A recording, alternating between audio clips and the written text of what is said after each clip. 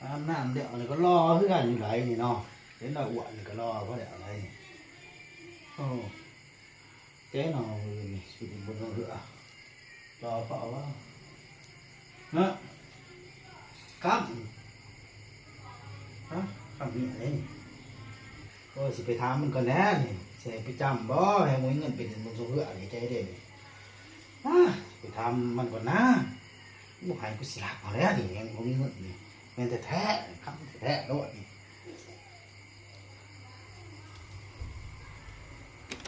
จำเลยบ่นี่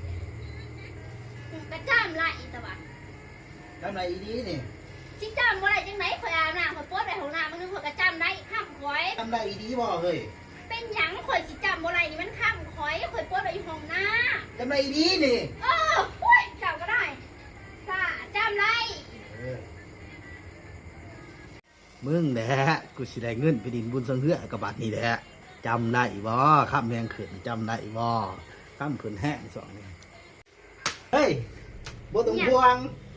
ไล่เงินไปส่วนเนื้อแล้วนี่ ไรไม่ได้ใส่ร้ายแท้อุกใจอยู่ว่ามีเงินไปเงินอยากไปส่ง บ่ เงิน ยากนะขอแต่เพียงว่าคำเดียวว่าไล่เรียบร้อยบ่เห็น แม่นบ่จะไรไม่ได้ใส่ คำไปจ